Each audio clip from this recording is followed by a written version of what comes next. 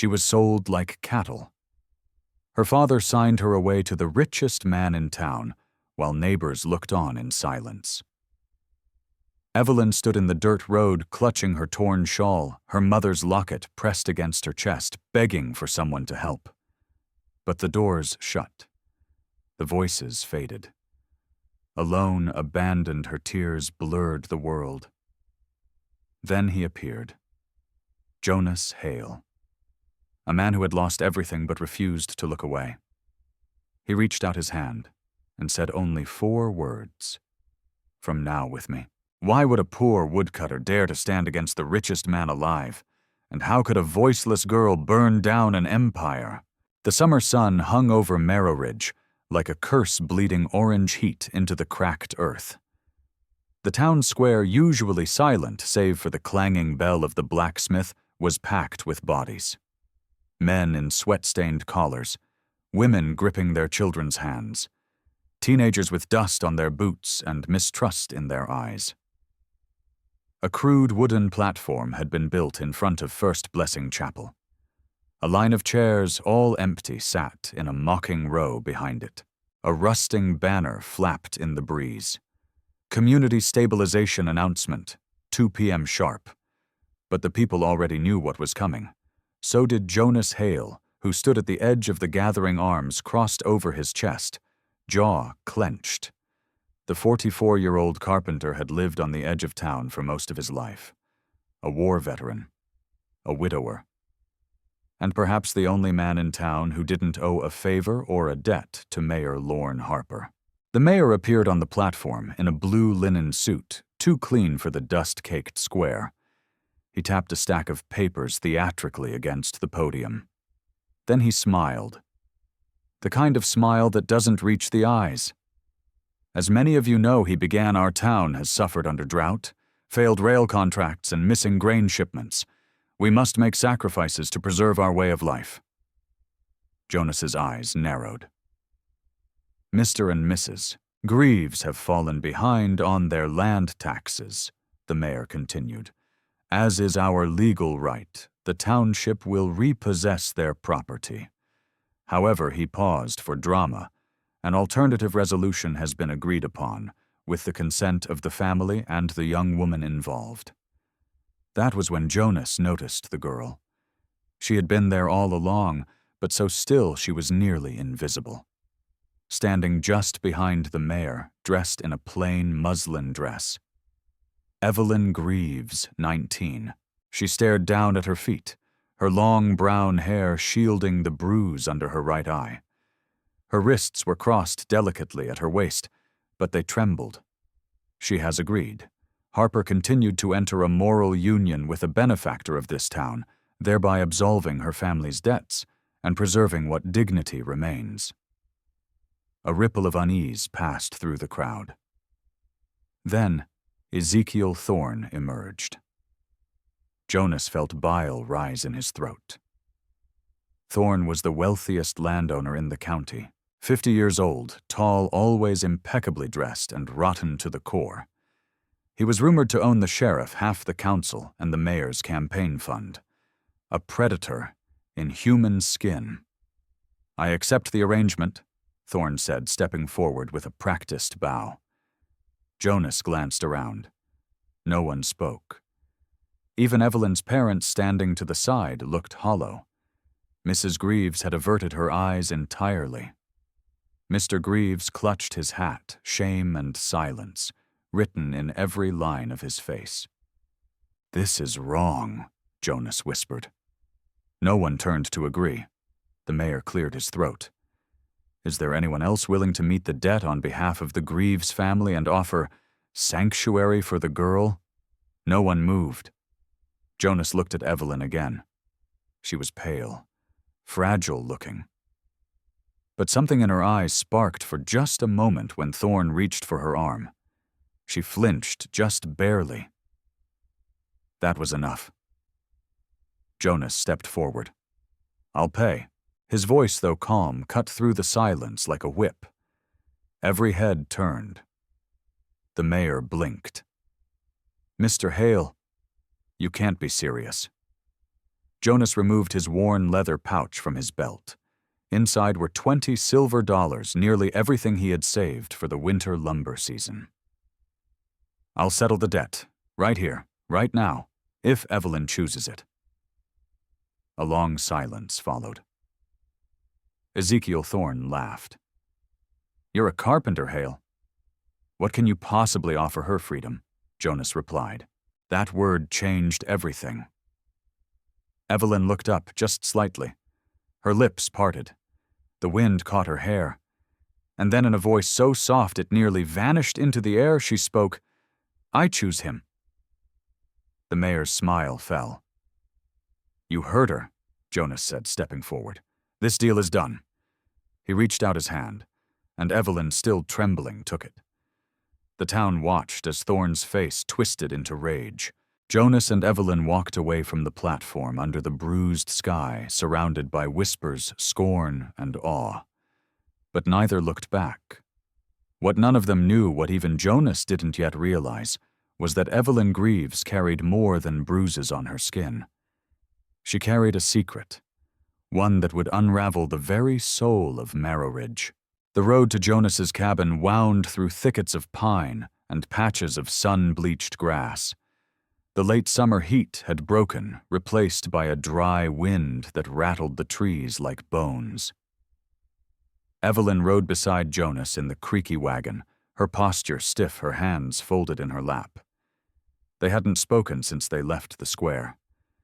Jonas focused on the road reins, in one hand, the other resting near his hip habit from old soldiering days. Evelyn glanced at him now, and then silently studying the way his eyes stayed forward, his shoulders always tense. She had seen men like that before, men who never truly left the battlefield. His cabin came into view just past the edge of the woods, nestled between two stubborn sycamores. It was small but solid. The porch sagged slightly, and the wood was gray from weather, but it stood. And so did the barn, the well, and a chicken coop with no chickens. "This is home," Jonas said, hopping off and tying the horse to a post. Evelyn climbed down carefully. Her shoes were thin, the soles worn nearly through. Jonas opened the door and stepped aside. "Go on in. You'll have your own room.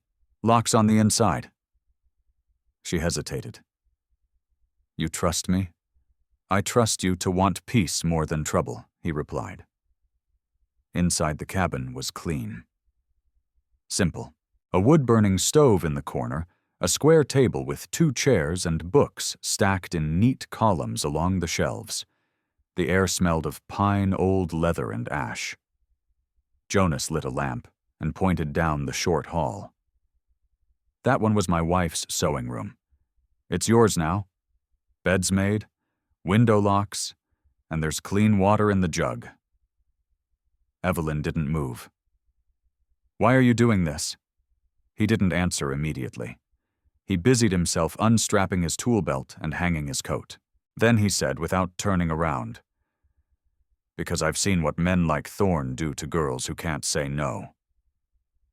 "You know what they'll say in town," she murmured.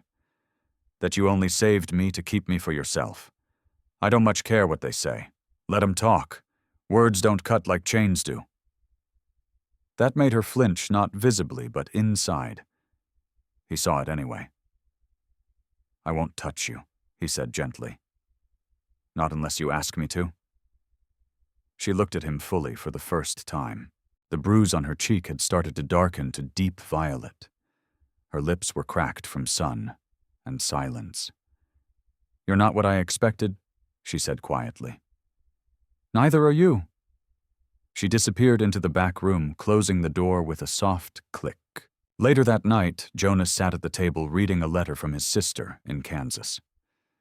Evelyn's door remained closed, though he heard her moving around, pacing gently. What he didn't see, what she made sure to do silently, was unlace her boot, remove the inner sole, and slide out a tiny, rusted brass key. She turned it in her fingers slowly, almost reverently. Tied around the key was a note written in her mother's shaky hand. "If something happens, find the green ledger. Top drawer, You'll know what to do. Evelyn had read it 100 times, and she did know what to do. The Greaves name had once meant something in Marrowridge. Her grandfather had helped build the town's first mill. But when her father fell into debt, something darker took root. She began hearing things late-night meetings with men like Thorne and Mayor Harper. Whispers about forged land deeds, manipulated maps, and a new railway line that would destroy everything not properly owned. Her mother tried to warn someone. She disappeared within a week. They said she drowned. Evelyn knew better. She had seen the papers once, briefly. She knew what they were trying to hide, what they were willing to trade her for to keep it buried. And now she was in a stranger's cabin, a man who had nothing left to lose, which made him in her eyes the most dangerous kind of ally. The next morning, Evelyn woke with a start. The small room smelled of wood smoke and lavender, an odd combination but comforting. For the first time in weeks, she had slept without interruption. No creaking doors, no drunken shouting, no footsteps outside her window. Only silence. She sat up slowly. The key was still beneath her pillow, the note beside it folded so many times it had become soft at the creases. She tucked them both into the lining of her dress and crept toward the door. Jonas was already up. Through the open window, she saw him outside chopping wood near the barn. His motions were clean, efficient, almost rhythmic. It wasn't just strength. There was purpose in how he swung the axe, like every log was a memory being broken apart. On the kitchen table was a plate cornbread eggs and a thick slice of apple. Next to it, a folded napkin with 2 simple words scrawled in pencil, "Eat." No strings. She stared at it for a long moment before picking up the fork. Later that afternoon, while Jonas patched a leak in the roof, Evelyn swept the front room and paused in front of the old bookshelf. Dozens of volumes lined the shelves, worn, but cared for federal statutes, Volensu, 2 rail rights and property law land registry codes. The abolition compendium. She pulled one out. Letters from the South, its pages underlined and dog-eared. Jonas came in wiping his hands with a cloth. "You read enough to know when something's been erased." He looked surprised. She set the book down. "Your wife, was she a teacher?" He nodded. "Not by profession, but by heart." "I can tell." There was a pause between them, not awkward, but heavy with things unsaid. "Why'd you really do it?" Evelyn asked, stepping closer. "Why'd you stop that wedding?" Jonas sighed and leaned against the wall. "When my wife was dying, the doctor refused to come. Said we'd missed too many payments. Said we'd used up town goodwill." She died before sunrise. Evelyn's gaze dropped. "Next morning, I walked into that same doctor's office and offered to pay with my rifle," he added. "Sheriff stopped me. But I learned something that day. What, that they don't need a reason to crush you. Just a moment of weakness." She nodded slowly. "That's what my mother said before she disappeared." Jonas's brow lifted. "You think she's still alive? I don't know," Evelyn whispered. "But I know she didn't drown. She had secrets. My father knew. He made her vanish. And now he's hiding something worse." She reached into her sleeve and pulled out the tiny brass key. Jonas recognized the weight of it immediately, not just the metal, but the meaning. "What does it open?" "A drawer. Top left. In the mayor's study." Jonas let out a long breath. "You know what's in there?" She nodded. "I saw pieces, land records, maps, signatures that don't match, pages with initials ETLHSB, the same men who run this town." Jonas rubbed his jaw. "They're planning something. The railway, maybe." "They're planning a takeover," she said. "Quiet, legal, but deadly, and they'll burn anyone who gets in the way." Jonas sat down heavily at the table. "Then we need to get that ledger." Will you think I'd let you go alone? Evelyn looked him dead in the eyes. I think you're the only one in this town who'd help without wanting something in return. He didn't respond, but in that silence an alliance was formed, shaky, fragile, but real. They had nothing but each other, an old key, and the truth. But sometimes that was enough. Night in Marrowridge came without ceremony. No lanterns lit the streets. The town preferred to sleep early or pretend to. Behind shuttered windows, secrets moved. And tonight one of those secrets left footprints in the dirt road near the mayor's house. Inside Jonas's cabin, Evelyn unrolled a rough, hand-drawn map onto the kitchen table. She had drawn it from memory, the mayor's estate, the back alley, the gardener's shed that hadn't been used since spring. Jonas leaned over it, jaw tight. That window unlocked, she said. He forgets to latch it on humid days. The study's on the second floor. Desks against the far wall. Jonas squinted at the map. If we're wrong, we're not, she said firmly. That ledger's in there. My mother hid it once. They found it. She disappeared. But she told me where she'd move it if she ever felt threatened again. And you think your father didn't find it? She hesitated. He stopped searching the night she vanished. Too confident. Jonas didn't like confident men. He didn't like fathers who traded daughters either. We go tomorrow night, he said. After sundown. I'll draw their attention at the tavern. You go in alone.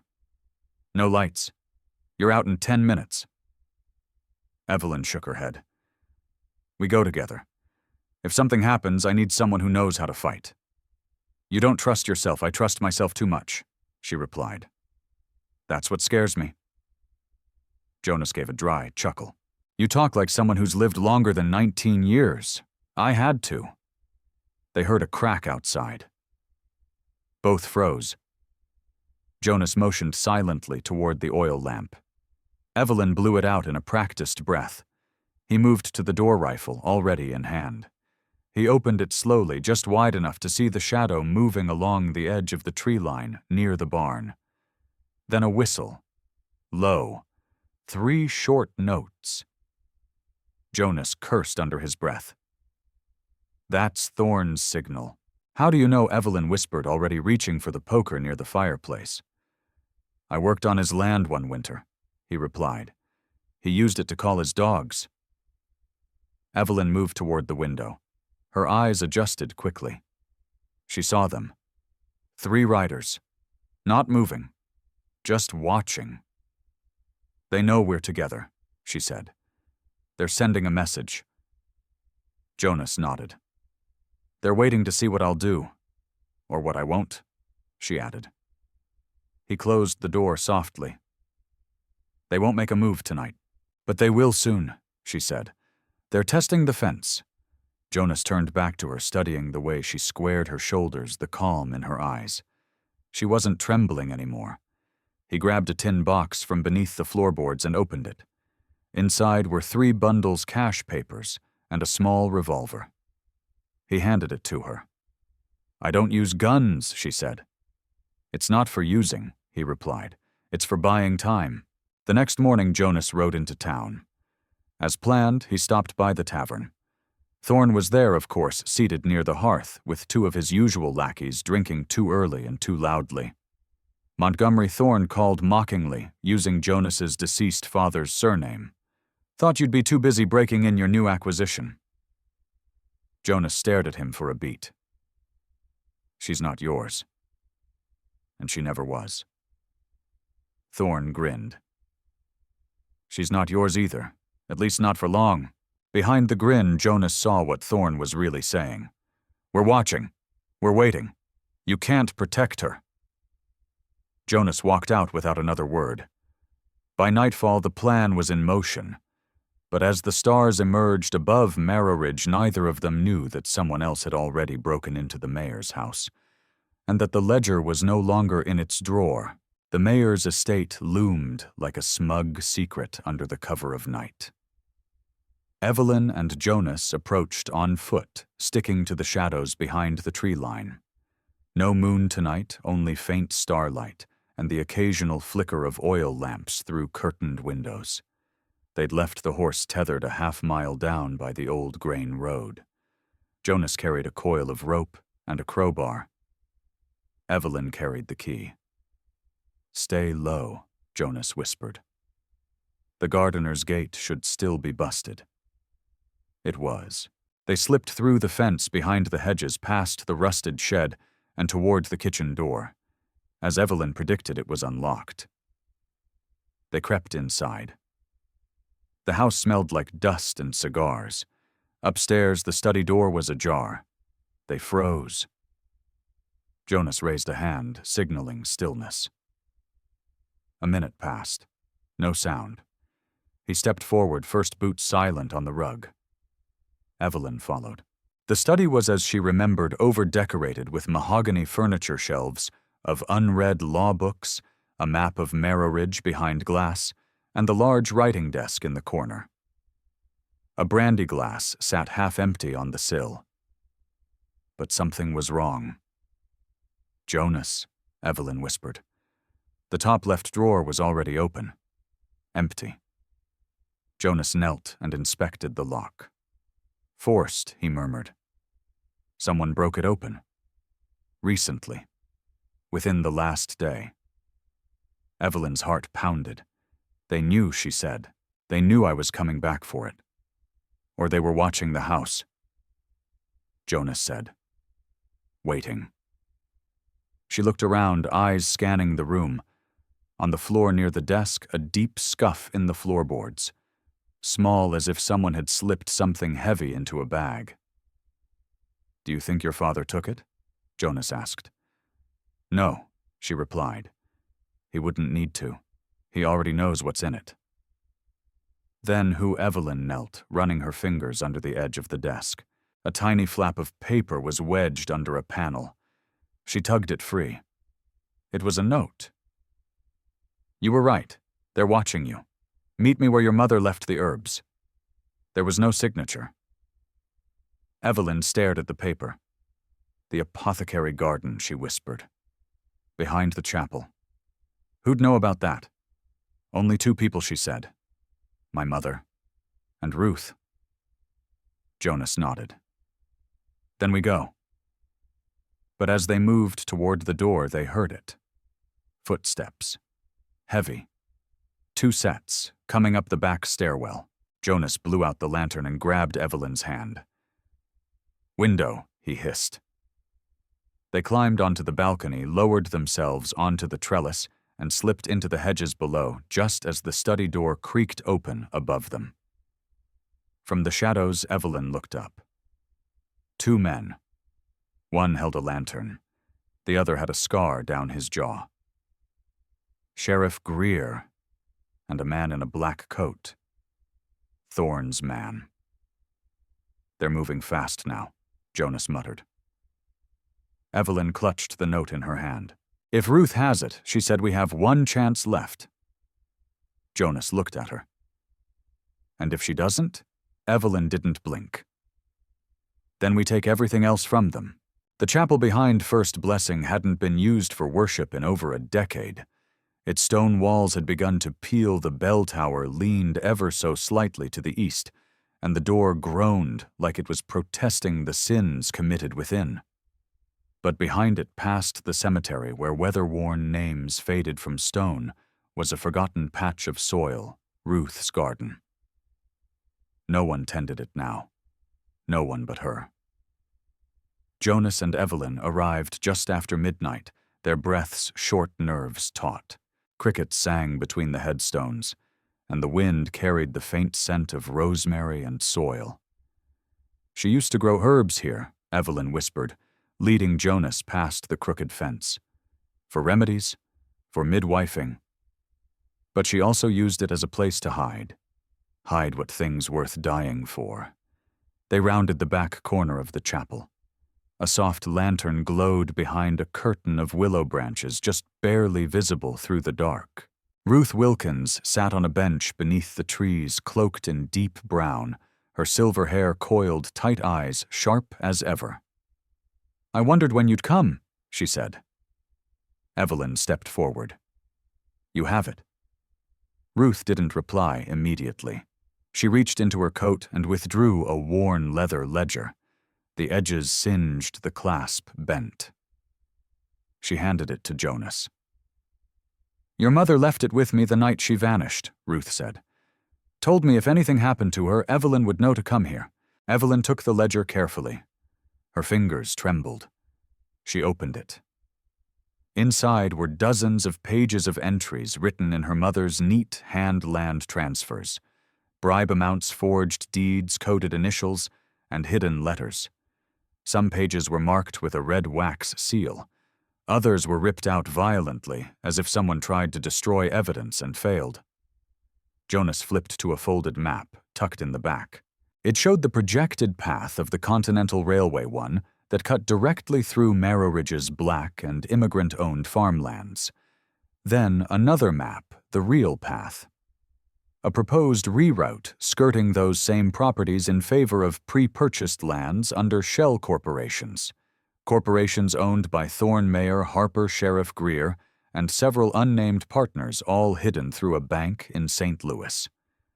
Holy hell, Jonas breathed. They're stealing the town, Evelyn said flatly. Not just the town, Ruth added. They're planning to sell the land to the rail company for triple its value, and every acre they can't buy they'll burn down, claim it was abandoned, and seize it for progress. Jonas's jaw tightened. That's what they tried to do to me 3 years ago. Sabotaged my lumber permits, then blamed me for inefficiency. They've done worse, Ruth said, eyes flicking toward Evelyn. Jonas looked at her.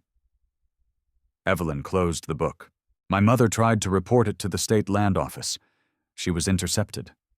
My father said she drowned. But I found a blood-stained shawl in the root cellar last fall. She never made it to the river. Jonas put a hand on her shoulder. Ruth stood. You both need to disappear before morning. They'll come looking. Disappear, Evelyn asked. We're not hiding. We're publishing this. Ruth gave her a long, hard look. You sure you're ready to become a symbol I was sold off like cattle? Evelyn said, voice rising. Let them try to silence me again. Jonas folded the map, slipping it inside his coat. We need to get this to someone outside Marrowridge. I've already sent copies, Ruth said. Boston, Chicago, and to a man named Wesley Grant. He writes for the Union Sentinel. He's been chasing Thorne's rail money for months. They won't wait to act, Jonas warned. They'll come for the house first. Maybe try to pin something on us. Violence, theft, anything to bury us. Let them try, Ruth said. We'll be ready. As they turned to leave, Ruth placed a hand on Evelyn's arm. You're stronger than she ever dreamed, she said softly. But your mother always knew you'd finish what she started. Evelyn's eyes filled but didn't spill. I'm not here to finish it, she said. I'm here to burn the whole damn lie down. By dawn, the rumors had already started. Jonas Hale took the mayor's ledger. Evelyn Greaves is working with the abolitionists from Boston. Thorne's land deal was a fraud. Someone's been forging deeds for years. No one had proof yet, but the town of Marrowridge hummed like a hornet's nest. Shopkeepers whispered behind counters. Miners paused their shoveling. Even the schoolteacher, who hadn't spoken in a public gathering since her husband was jailed for resisting a tax lien, asked her neighbor, "Did you hear about the ledger? It hadn't even been posted yet." But by mid-morning, copies of the key pages' names, amounts, a marked map began appearing in mailboxes nailed to church doors and tucked beneath sacks of flour at the general store. And at the edge of town, smoke rose from Jonas Hale's chimney. Inside, Evelyn sat by the window watching the road with her mother's ledger on her lap and a rifle by her side. They'll be coming soon, she said. Jonas nodded. He was packing the last of their notes transcriptions and a spare copy of the map into a waterproof pouch. We get it to the telegraph office before noon. Jenkins will wire it to the Union Sentinel. You think he'll be brave enough? Jonas gave a small smile. He's always been brave. He just needed something worth losing his job over. Suddenly, hoofbeats, fast, urgent, from the north road. Evelyn stood. Jonas pulled the rifle from the wall quietly, checking the chamber. Then came the knock. Not a polite one. A bang. He opened the door to see Sheriff Greer, a pistol holstered but not fastened, flanked by 2 deputies. Behind them, Ezekiel Thorne sat atop a chestnut stallion, gloved hands folded over the pommel, like a prince waiting for his crown. "We're conducting a legal inspection," Greer announced. "Received reports of stolen documents and seditious activity. Got a warrant?" Jonas asked. "I got authority," the sheriff replied. "That ain't the same thing," Jonas said, voice low. Thorne dismounted. "Give us the book, Hale, and we'll pretend this didn't happen." Evelyn stepped into the doorway beside Jonas. "No," she said. Greer narrowed his eyes. "Girl, if you're being held here against your will." "Don't," she cut him off. "You didn't care about my will when you watched Thorne buy me like a mule. You won't weaponize it now." Thorne stepped forward. "I'll see you hanged for this." "I doubt it," Jonas said. "I've already mailed enough to have you indicted twice over. The federal office in Kansas City will have it within the hour." Greer hesitated. He was many things: crooked, cruel, but not stupid. "You'd burn this town down over a dead woman's ledger?" he asked. "No," Evelyn replied. "We'll burn it down over what that woman died trying to stop." Behind them, voices rose in the street. Townsfolk. Curious. Watching. Jonas lowered the rifle just enough to show he wouldn't be the one starting anything, but he'd damn well finish it. Greer cursed under his breath. "Let's go," he barked. "This ain't over." As they retreated, Thorne lingered. "You think they'll believe a girl and a broke woodcutter over the men who feed this town?" he sneered. "No," Jonas said, "but they'll believe facts, and those don't rot with the rich." Thorne's smile faltered. He mounted, turned his horse, and rode away. Evelyn let out a long, slow breath. Jonas looked at her. "Ready?" She nodded. "Let's finish it." By high noon, the square of Marrowridge was no longer silent. Someone Ruth most likely had rung the old chapel bell for the first time in years.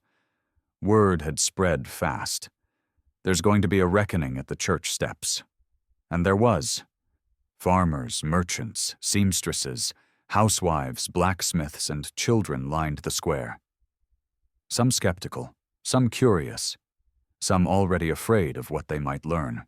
Jonas and Evelyn stood on the chapel steps with Reverend Ellis, a quiet man who once buried Evelyn's mother and now held a trembling set of papers in his hand.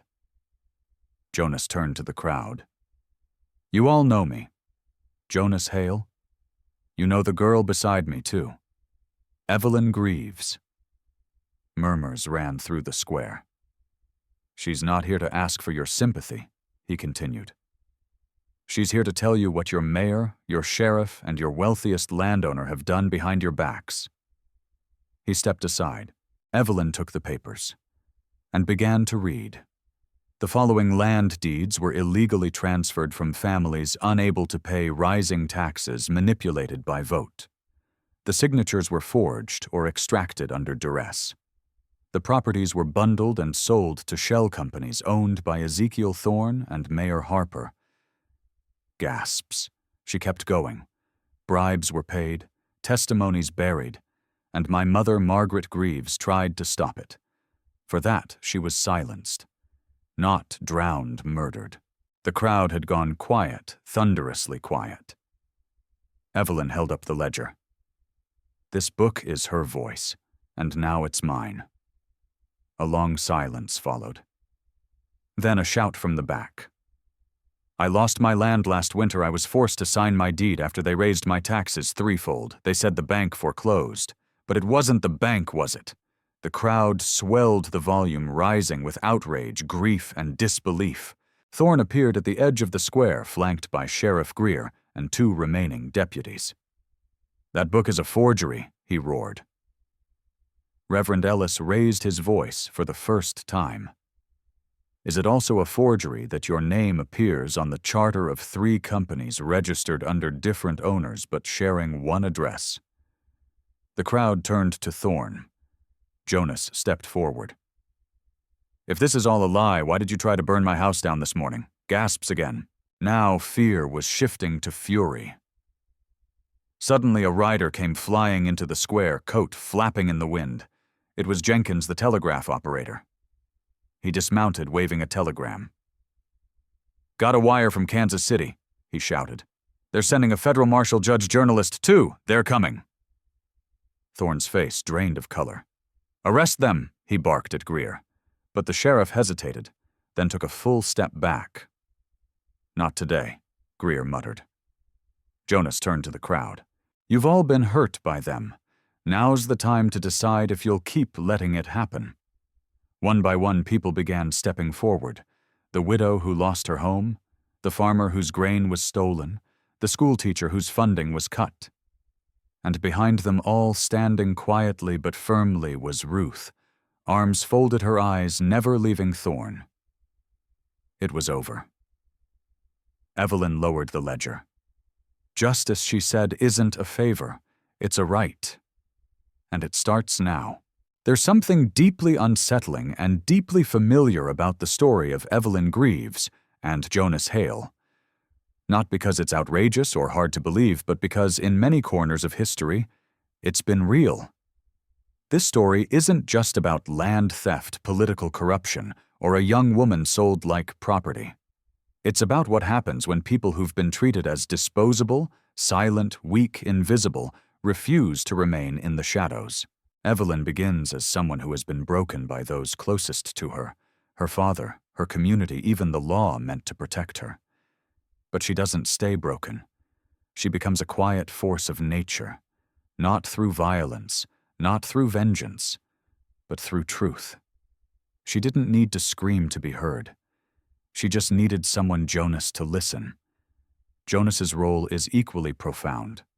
A widowed man with nothing left but a roof, and his conscience, he made a choice not out of pity, but principle. He didn't try to save Evelyn. He offered her a choice, her first real one. And that simple act lit the fuse that exposed an empire of greed. The emotional undercurrent here is heavy loss of family dignity voice. Anger at injustice so routine it becomes institutionalized. Fear of retaliation, of being wrong, of being alone. But ultimately hope that 2 people with no political power, no wealth, and no right to win can still change everything. Socially, what does this story expose? It shows us how systemic injustice rarely looks like cartoon villains twirling mustaches. More often it looks like paperwork, delayed hearings, rigged auctions, a forced wedding disguised as community resolution. It reveals how powerful people stay powerful, not just by force, but by silencing others with shame and manipulation. But it also reminds us that all it takes to unravel that system is one crack. A ledger, a memory, a girl with a key. So what's the life lesson here? The most powerful tool in the hands of the oppressed is the truth, documented, spoken, shared. You don't need status to make a difference. You don't need permission to reclaim your dignity. And when you think you're powerless, remember, power doesn't always come from having a loud voice. Sometimes it comes from saying the one thing no one else dares to at the moment it matters most. If this story moved, you don't let it end here. Tell your own. Stand with those who are silenced. And remember, justice isn't charity, it's overdue debt.